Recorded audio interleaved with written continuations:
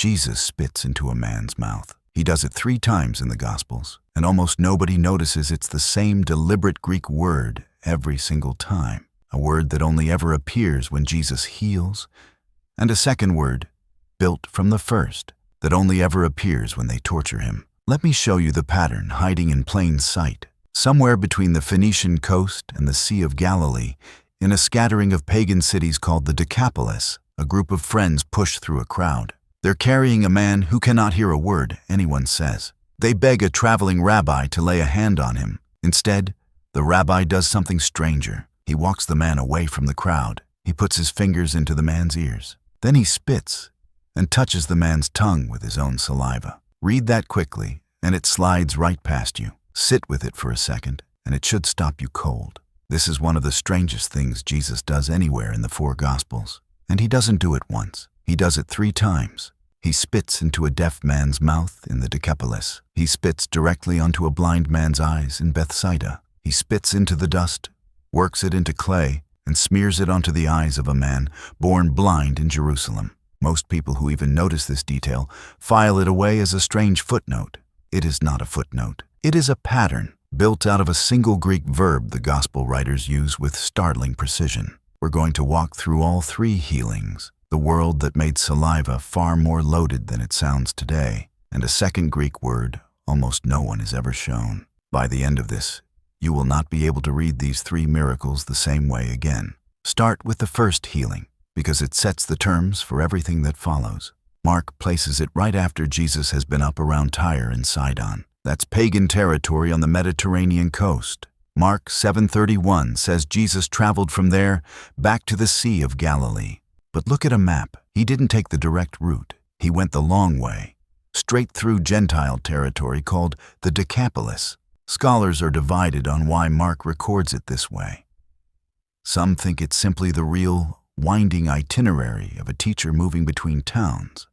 Others think Mark is deliberately tracing Jesus through Gentile ground before he opens his mouth in this scene.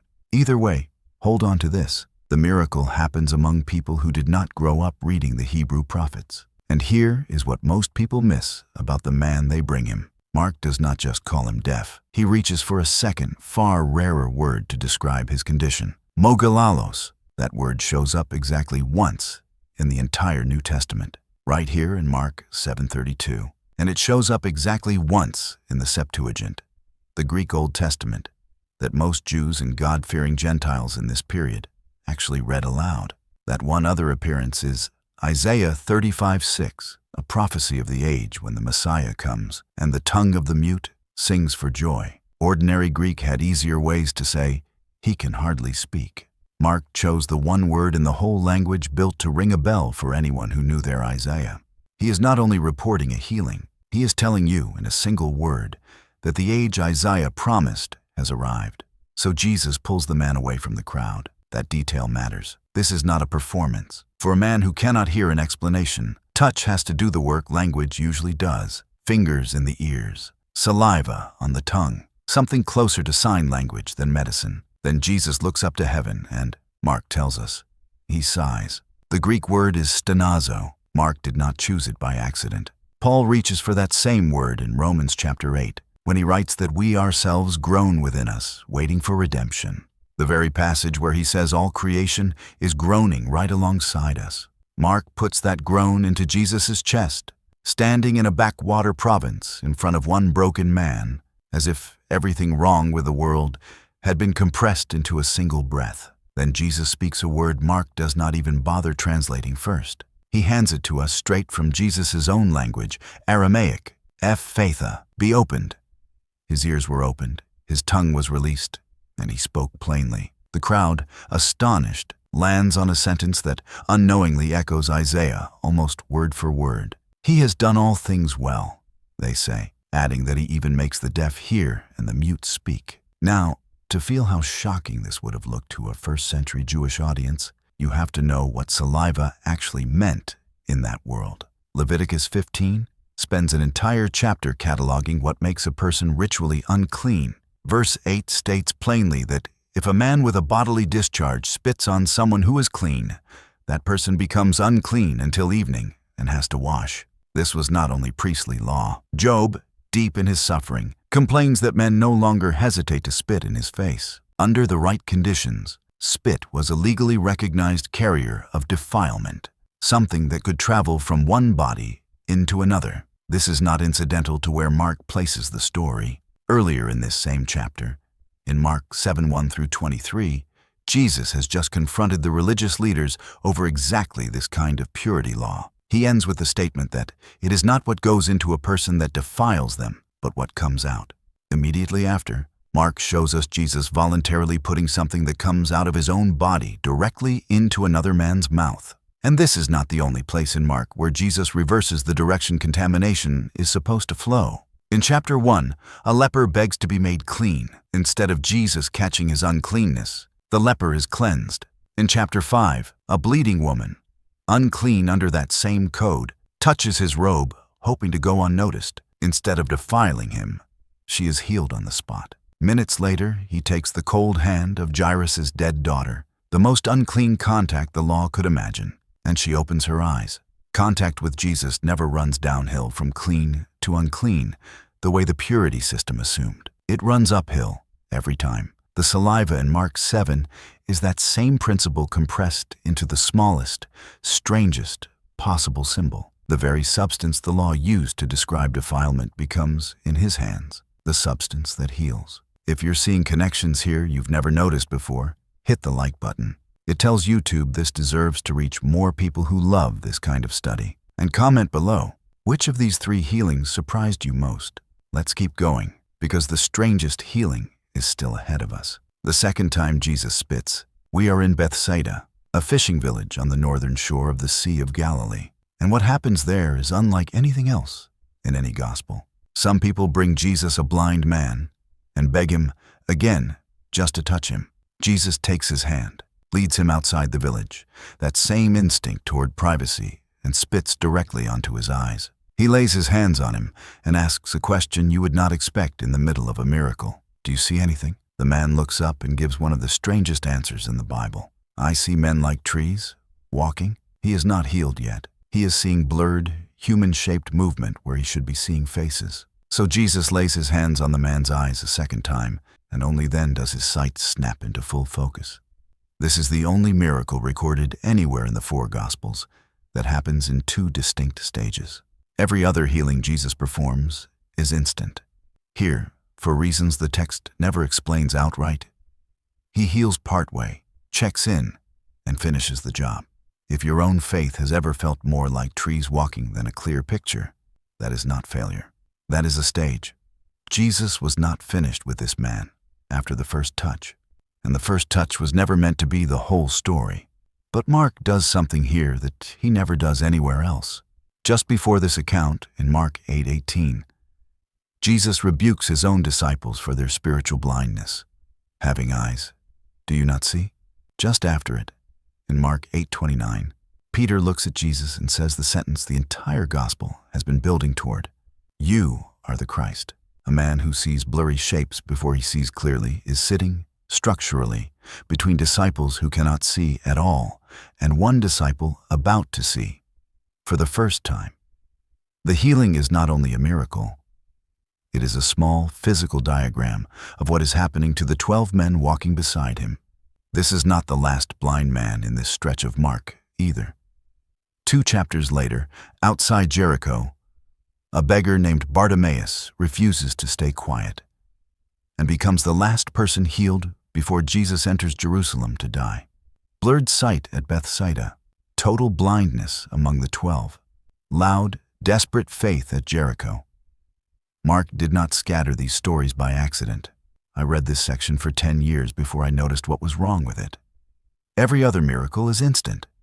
This one is deliberately slow, and Mark placed it exactly where he needed it. If you're catching connections here, share this with someone who loves this kind of study, and subscribe. The last piece of this pattern is the part that changes how you read the rest of the Gospels. The third time Jesus spits, the location is Jerusalem. The day is a Sabbath, and the man in front of him was born blind, which changes the entire conversation before Jesus does anything at all. His disciples ask whose sin caused it. his own or his parents'? Jesus tells them neither. This happened, he says, so the works of God could be shown in him. Then he spits on the ground, works the saliva into the dirt with his own fingers until it becomes clay, and spreads it over the man's eyes. Here is the detail most readers walk straight past. Dust shaped into something new by the breath and moisture of a living body is not a random method. It echoes Genesis 2:7, where the Lord God formed man of the dust of the ground and breathed life into him. John, more than any other gospel writer, wants your mind on Genesis. His whole book opens with the words, "In the beginning." Here in chapter 9, Jesus kneels in the dirt and does, in miniature, what God did at creation. He is not simply restoring sight. He is reforming a man out of the same material the first man was made from. And it happens on the Sabbath, which is not incidental either. John tells us plainly it was a Sabbath day. Under the categories of forbidden Sabbath, labor Jewish tradition was formalizing in this period. Kneading counted as work. In the eyes of the religious leaders watching him, Jesus is working with his hands to shape raw material on the one day meant to be free of exactly that kind of labor. The healing itself becomes the accusation against him. Jesus sends the man to wash in the pool of Siloam, and he comes back seeing. What follows is one of the longest interrogations in John's Gospel. The Pharisees question the man, then his parents, then the man again, circling a question they refuse to accept the answer to. By the end of the chapter, the man born blind is defending Jesus more clearly than the religious experts who have spent their lives studying the Scriptures.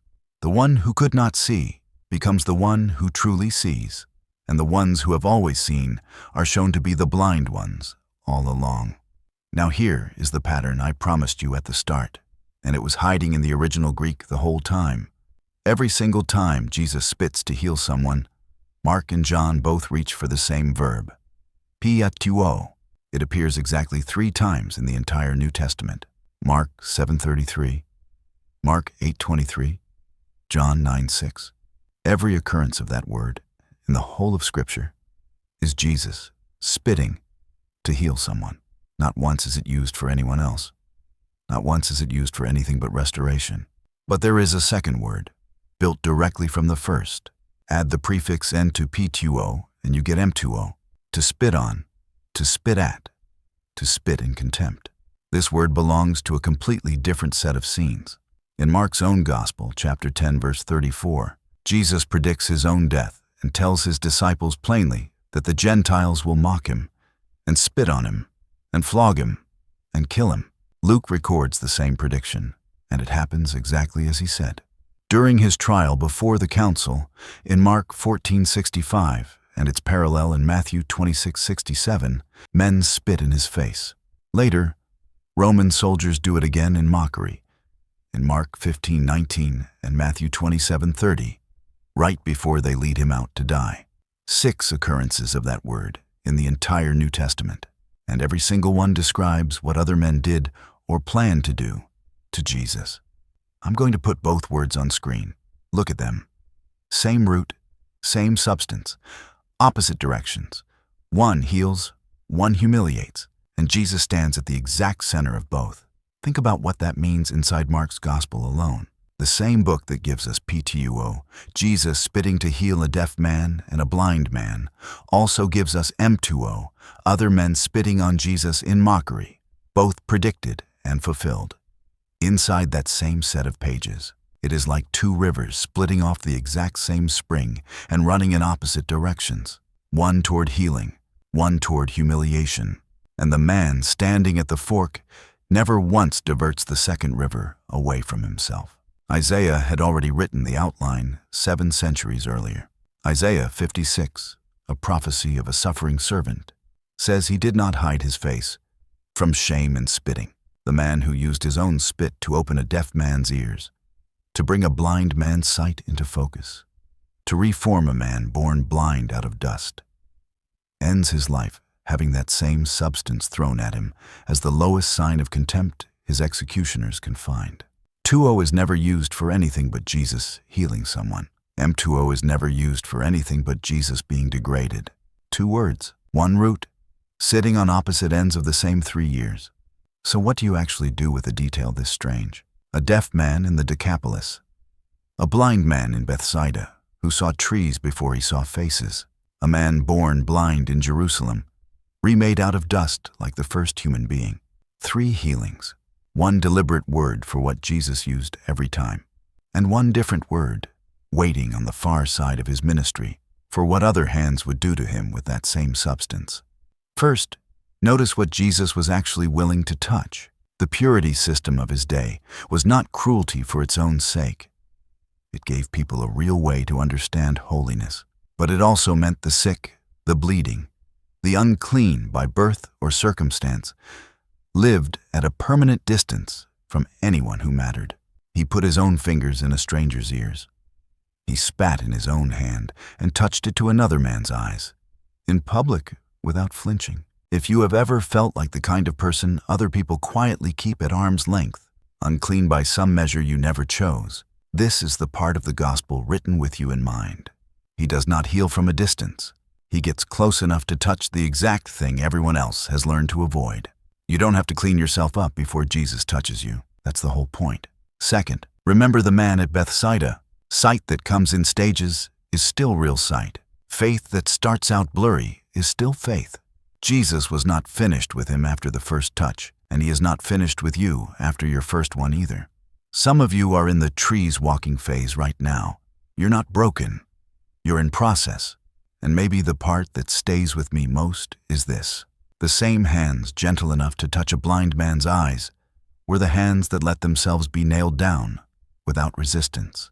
The same face that leaned in, close enough to spit on a man's eyes to heal them, is the same face other men spat on to shame him. And he let them, because none of this was ever really about the mechanics of saliva and dust. It was about a God willing to get close enough to be degraded by the very people he came to restore. The Decapolis, Bethsaida, Jerusalem, a cross outside the city walls. Every one of those places holds the same substance, handed 2 entirely different meanings by 2 entirely different sets of hands. He gave his freely. They took theirs by force. And it was his version of the story that won. Before you go, if this changed how you read these healings, hit like and share this with one person who needs to see it. And here's my question for you. Have you ever had a Bethsaida moment where your faith felt blurry before it became clear? Tell me in the comments. I read every single one. Subscribe for more videos like this. And as always, God bless you.